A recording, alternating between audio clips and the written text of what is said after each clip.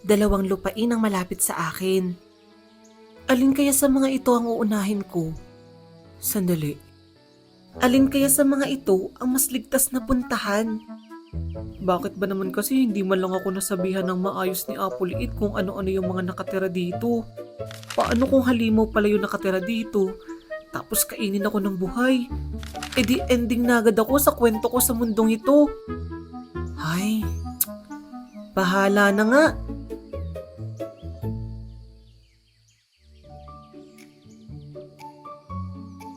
Hindi pa rin ako makapaniwalang nasa ganito ako kagandang lugar ngayon.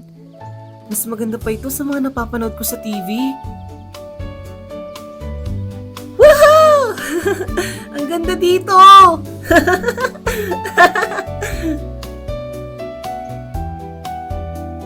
Ang daming paru-paro! Ah!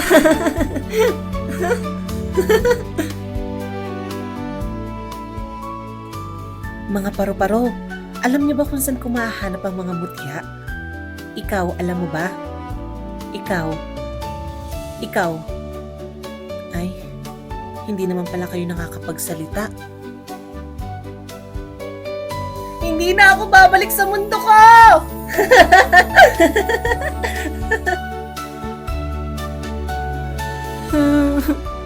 Ang sakit na ng paa ko. Wala bang sasakyan dito? Kahit magic carpet na lang o sapatos na kusang tumatakbo. Awa na lang po.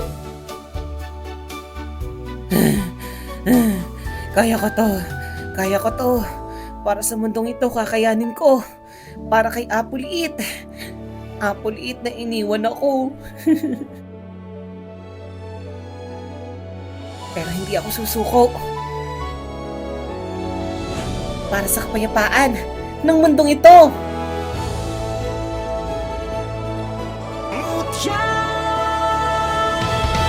Sa mundong mahiwaga, kung saan iba't ibang nilalang ang namumuhay, mga lihim ng kapangyarihan ay sa dilim nagbabantay. Ngunit nang ang panganib ay sumiklab sa buong mundo, isang bata ang tinawag upang maging liwanag sa gulo. Mutya, sa kanya ay ipinagkatiwala. Mutya, lakas na di kailan may mawawala. Mga mutya ng kalikasan, ilaw ng pag-asa. Sa lagim ng dilim siya'y magtatagumpay na.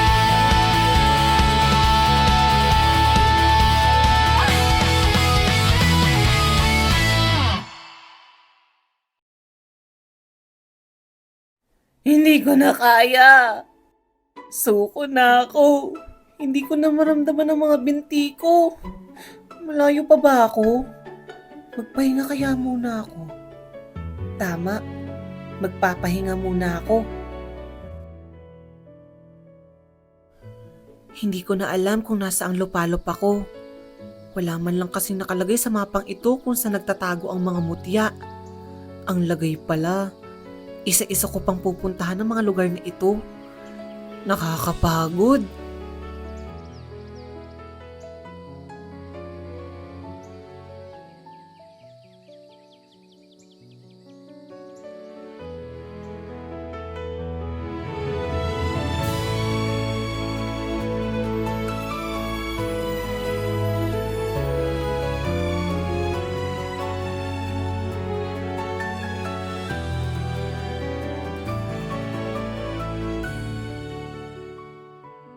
Madilim na pala ulit. Ang daming alitaptap.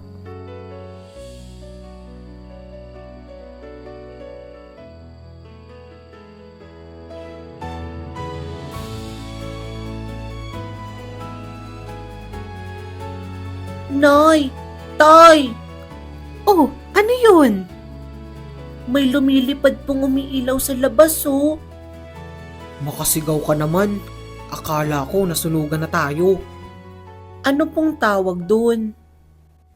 Alitap-tap ang tawag dyan. Halika. Pero pumikit ka muna.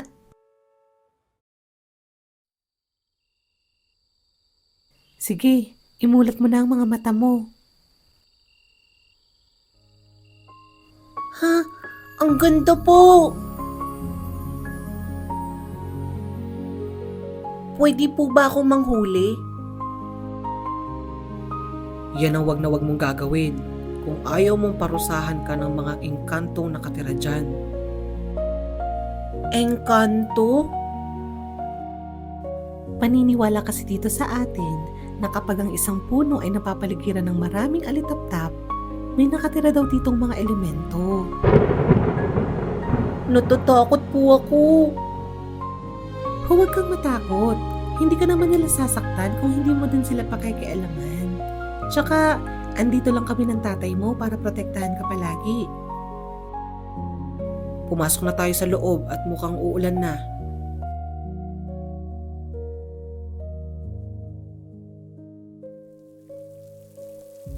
Nay, Tay, namimiss ko na po kayo. Natatakot po ako ngayon.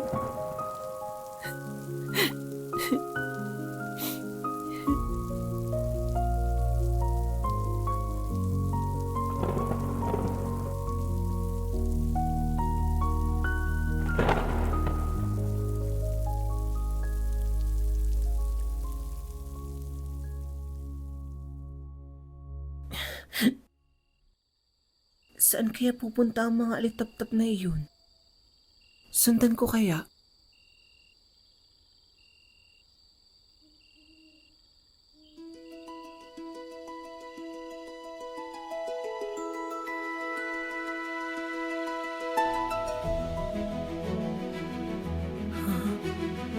Sobrang ganda!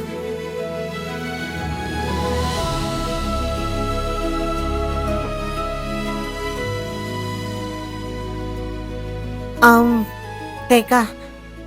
Mga alitap-tap, alam niyo ba kung... Hay nako, hindi rin nga pala nagsasalita ang mga kulisap dito.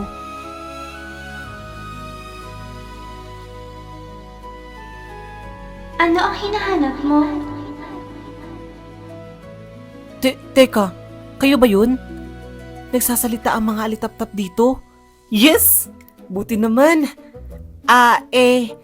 Tatanong ko sana kung saan ko matatagpuan ng mga mutya. Yung ano nga ba itsura nun? Ano siguro? Bato! Oo, bato. Na kumikislap? Kumikislap kaya yun? Naku naman, ang hirap ipaliwanag. Bakit mo kailangan ng mutya? Masyado ka namang magugulatin. Anong klaseng lalang ka? Ako, si Ningning. Ningning? Isa akong lambana. At ako ang nagbibigay liwanag sa lupaing ito.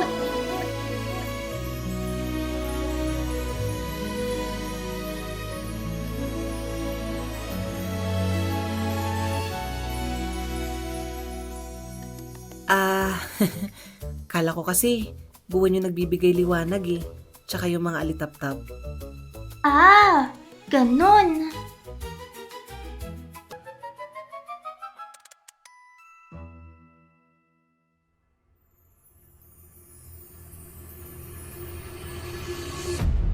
Hala! Sobrang dilim! Wala ako makita.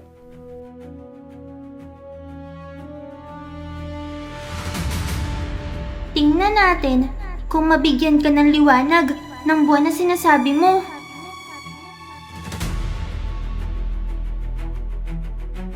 Oh, sorry na. Pasensya. Pakiusap. Ibalik mo na yung liwanag ulit. Ayoko.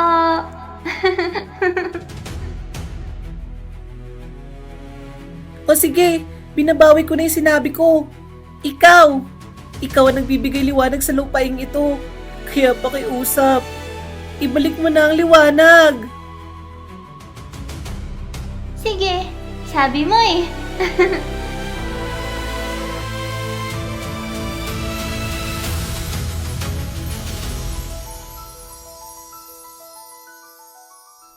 Ay, salamat naman. Mahilig ka ding tumawa eh, no?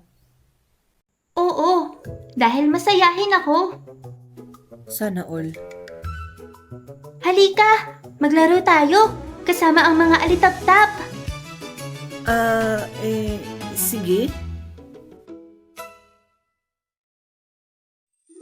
Habulin mo kami.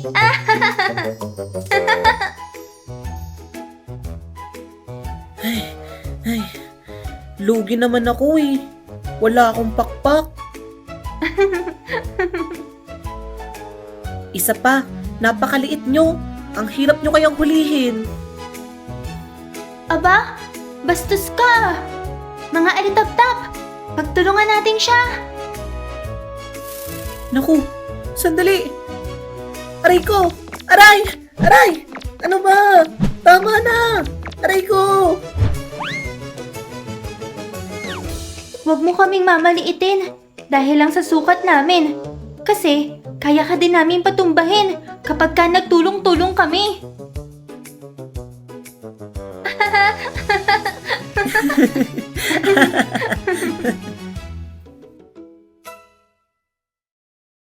Ang saya nyo naman dito. Ang dami mong nakakalaro. Ang mga alitap-tap rito ang nagsisilbing mga kalaro ko. Iyon nga lang. Bakit? Wala. Ano pala ang nagdala sa'yo sa lugar na ito? Lupa. Kinain ako ng lupa. Nay! Tay!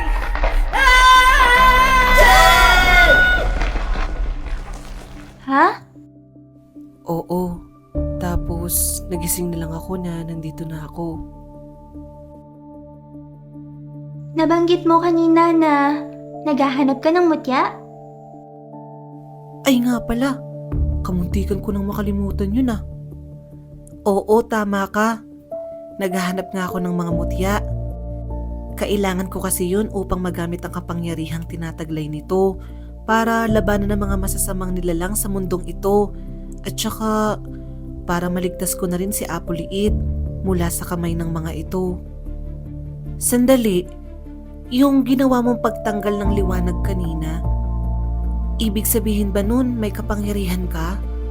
Kung ganun, Tama ka.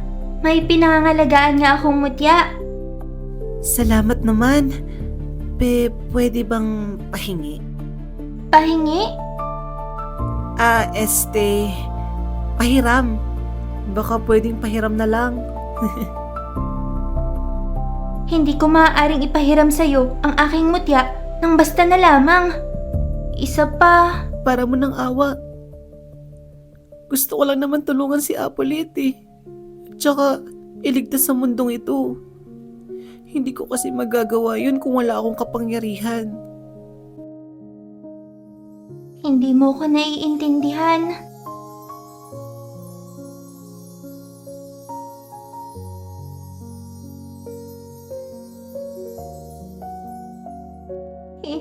Hindi.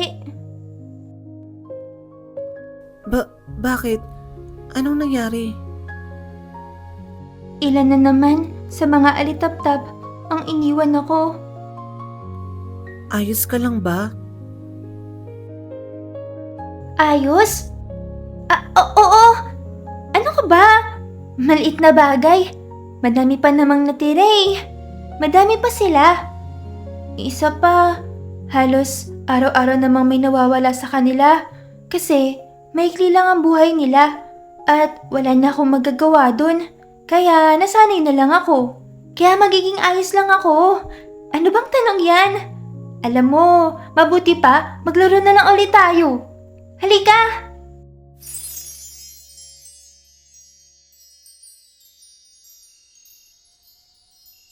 Ningning, Oh, bakit? sigurado ka bang ayos ka lang? Oo nga! Ano ka ba? Ayos lang ako sabi. Naalala ko bigla ang kaibigan ko sa'yo. Kaibigan? Oo, Ningning. Kaya pakiusap.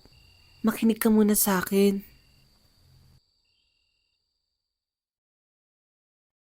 Nasa kalagitnaan na ng taon noon nang maging kaklase ko si Sofia.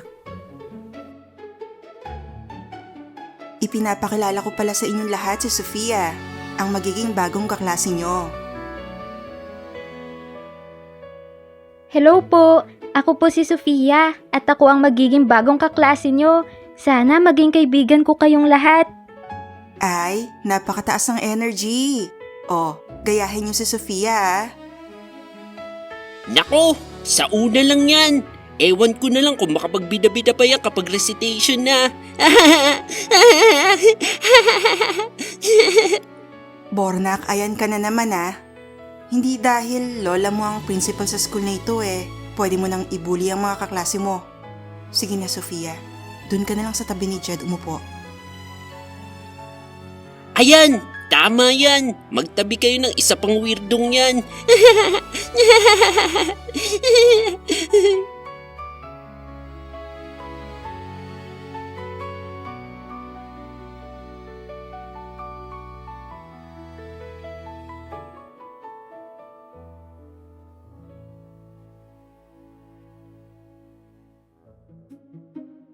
Bili na kayo ng ice candy.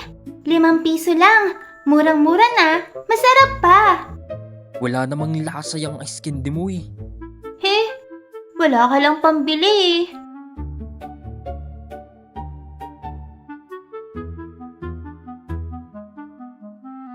Oy, Jed!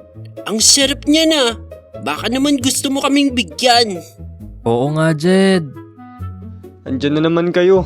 Aawayin niyo na naman ba si Jed? Ano bang pake mo? Umalis ka nga dyan. Baka masuntok pa kita dyan eh. Ay, bahala nga kayo. Kapag kayo naabutan ni ma'am, guidance talaga kayo. Dami mong satsat. Uy, Burnak. Malapit na ni Jed maubos yung pagkain. Diba, ang sabi ko, bigyan mo kami. Bakit mo? Aray! Sa sunod na awayin mo pa ulit ang best friend ko. Hindi lang yan ang matatanggap mo. Hindi pa tayo tapos. Tara na. Masakit ba? Sumbong natin sa lola mo.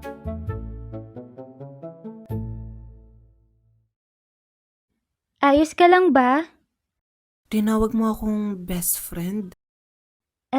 Sensya ka na. Pero, pwede naman natin gawing totoo yun. Simula ngayon, magkaibigan na tayo. Ano sa tingin mo?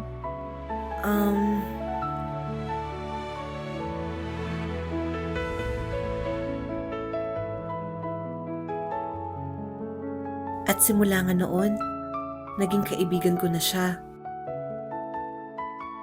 Kaibigan? Ano ba ang kaibigan?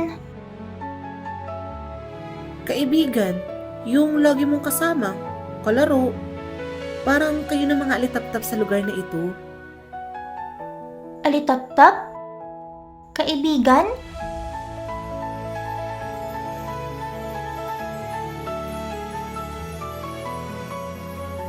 Oo, araw-araw din nga kaming nagkakasama nun sa paaralan. Magkasamang kumain at maglaro. Palagi niya din akong pinagtatanggol nun sa mga umaaway sa akin.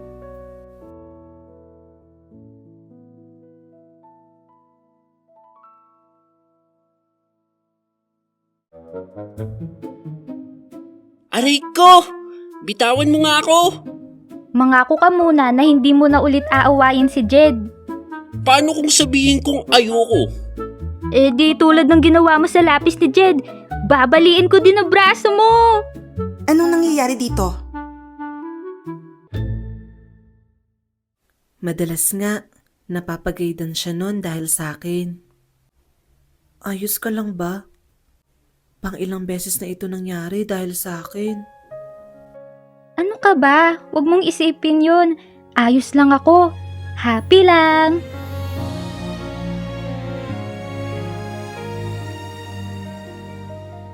Buti ka pa. Palagi kang masaya.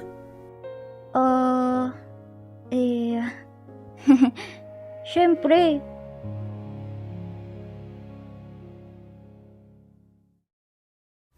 Hanggang isang araw, Pinatawag na ng principal ang mga magulang niya. Galit na galit ang mga ito sa kanya. Pero siya, hanggang sa mga panahon na yun, ay hindi nawala ang ngiti sa kanyang mukha. Ngunit sa likod pala ng mga ngiting iyon,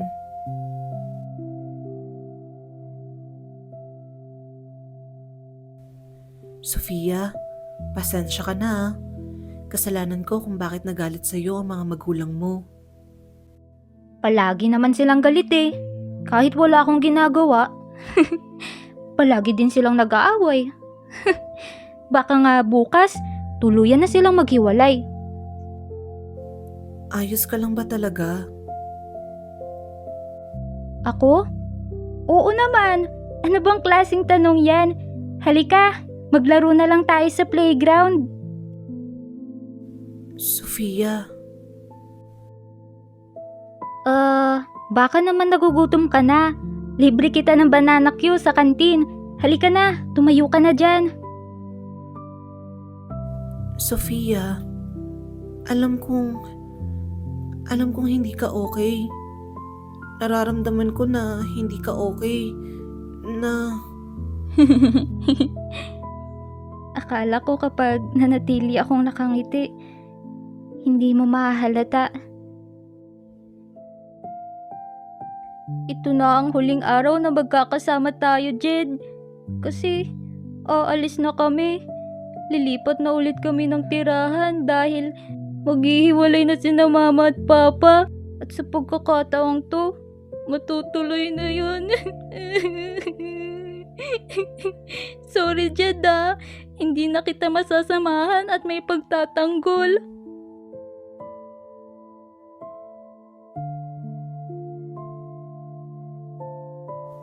nauunawaan ko. Salamat ah. Kasi kahit sa maikling panahon, naging masaya ako kasama mo. Salamat sa pagtatanggol sa akin. Mag-iingat ka palagi sa bagong tirahan mo. At sana, sa bagong school na papasukan mo, maging mabait sa iyo ang mga bagong kaklase mo. Kasi kung hindi, good luck na lang sa mga braso nila. Mapanakit ka pa naman.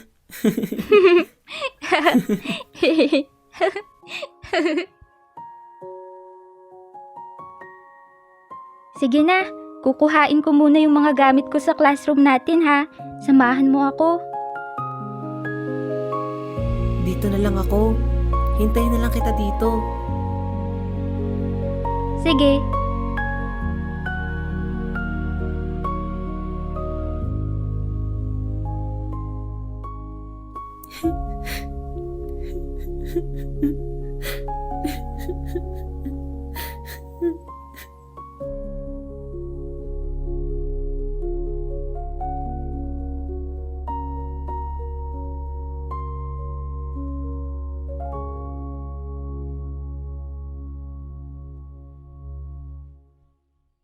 Yun na nga ang huling araw na nakita ko ang kaibigan ko. Dahil iniwan niya na ako, kaya... Ningning, alam ko na masakit din para sa iyo nangyari sa mga kaibigan mo. Kaibigan? Hindi ko naman sila kaibigan eh. Kalaro ko lang sila at ayos lang kung mawala sila at sanay na ako dahil paulit-ulit lang din naman nangyayari to. Kaya ayos lang ako.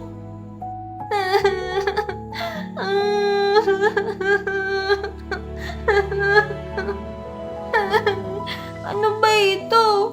Bakit ba ako lumaluha? Dahil nasasaktan ka sa pagkawala nila. Pero dapat, lagi lang akong masaya.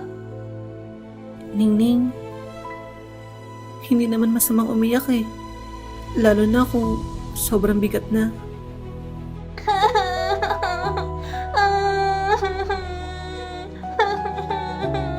Isa pa, hindi mo naman mararamdaman ang totoong saya kung hindi mo nararanasang maging malungkot, di ba? Kaya ayos lang na ipakita natin ang totoo natin nararamdaman, kahit pa ito ay kalungkutan.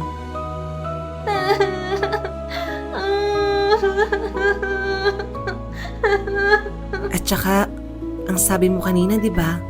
Madami pa naman natira. Kaya, magpasalamat ka na lang sa mga kaibigan mo nagbigay sa'yo ng saya sa maikling panahon.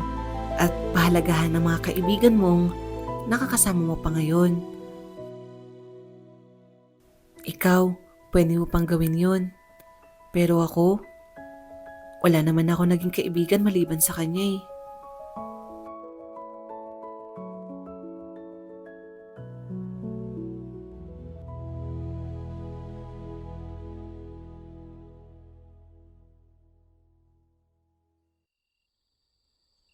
Salamat kasi napagaan mo yung loob ko. Walang anuman. Ano nga pala pangalan mo? Ako si Jed. At isa akong tao. Salamat, Jed. Siya, sige na. Mukhang wala ka namang balak isuko yung mutya mo eh. Kaya siguro maghahanap na lang ako ng iba pa. Jed, Oh, bakit? aking napagtanto na isa kang mabuting tao. Kaya naman, akin ang ipinagkakaloob sa'yo ang mutyang pinangangalagaan ko upang magamit mo ito sa labang tinutukoy mo. Hala, seryoso? Buksan mo ang palad mo.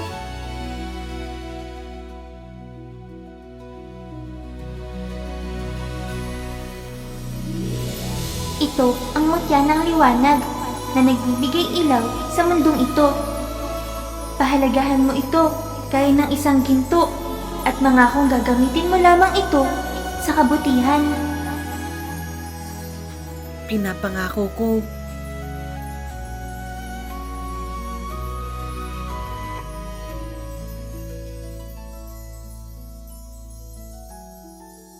Napakaganda at napakaliwanag. Maraming salamat sa pagtitiwala. May isa pa pala. Ano yun? Simula ngayon, ituring mo na rin akong kaibigan mo.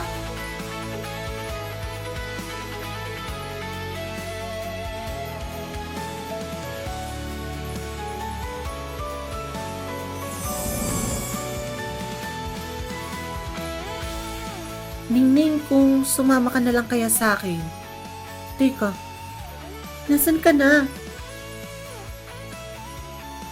Huwag ka mag-alala. Nandito lang ako sa loob ng mutya. Kaya pwede mo akong tawagin kung kailan mo naisin. Kinabahan naman ako doon.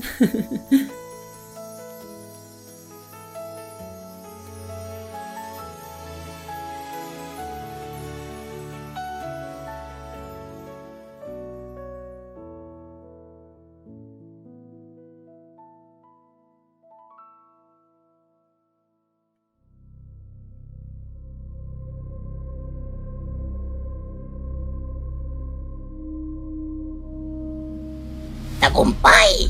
Tagumpay! Anong sinasabi mong tagumpay? Pinapasabi sa akin ni Pinuno na nagtagumpay ang bata na makuha ang isa sa mga mutya. Mainam, mainam. Ngunit huwag muna tayong magsaya at magdiwang dahil ito ay umpisa pa lamang. Tama! Huwag na muna tayo magsaya! Umiyak muna tayo! Manahimik ka, bubuit! Sinisira mo ang araw ko! Bumalik ka na sa iyong lungga! Sungit-sungit! Hindi naman siya ang Pinuno! Anong sinabi mo? Wala! Ang sabi ko, tama! Babalik na ako sa aking lungga!